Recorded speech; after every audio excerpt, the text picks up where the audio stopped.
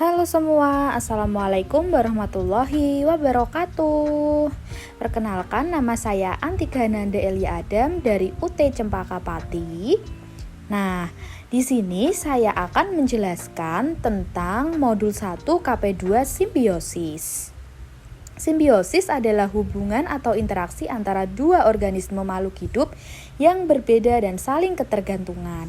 Simbiosis sendiri dibedakan menjadi 3, yaitu simbiosis parasitisme, komensalisme, dan mutualisme. Nah, yang pertama kita harus menyiapkan alat dan bahannya terlebih dahulu.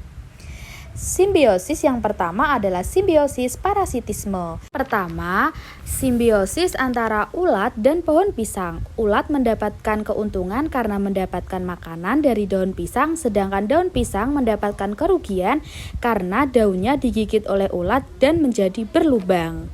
2. Simbiosis antara kutu putih dan pohon jeruk. Kutu putih mendapatkan sari makanan untuk bertahan hidup, sedangkan pohon jeruk mendapatkan kerugian karena pertumbuhannya menjadi terhambat dan daunnya menjadi layu. Yang ketiga ada nyamuk dengan manusia.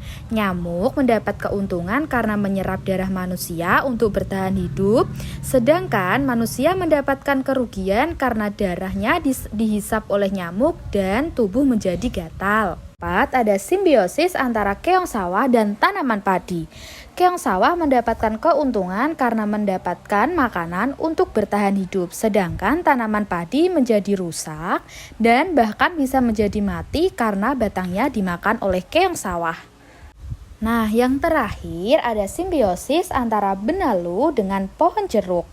Benalu merugikan pohon jeruk karena menyebabkan pertumbuhan dari pohon jeruk terhambat. Selain itu, sari makanannya diserap oleh benalu. Sedangkan benalu mendapatkan keuntungan karena mendapatkan sari makanan dari pohon jeruk untuk bertahan hidup.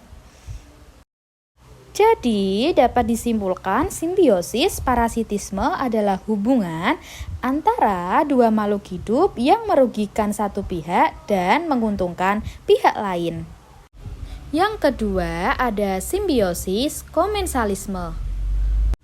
Yang pertama ada anggrek dengan pohon matoa. Anggrek mendapatkan keuntungan karena dapat mendapatkan tempat tinggal. Selain itu, pohon matoa tidak mengalami kerugian maupun tidak mengalami keuntungan. Kedua, ada sirih putih dengan pohon mangga. Sirih putih mendapat keuntungan karena dapat merambat di pohon mangga dan mendapat tempat tinggal pada pohon mangga, sedangkan pohon mangga tidak rugi karena ditumpangi oleh pohon sirih. Yang ketiga, ada tumbuhan paku dengan pohon kelapa. Tumbuhan paku yang menempel pada pohon kelapa mendapatkan keuntungan berupa tempat tinggal, sedangkan pohon kelapa tidak mendapat keuntungan dan tidak mendapat kerugian karena ditumpangi dengan pohon paku. Jadi, dapat disimpulkan bahwa simbiosis komensalisme adalah hubungan antara dua jenis makhluk hidup di mana satu pihak mendapat keuntungan, sedangkan pihak lain tidak untung maupun tidak rugi. Yang ketiga ada simbiosis mutualisme. Yang pertama ada simbiosis antara cacing dengan tanaman.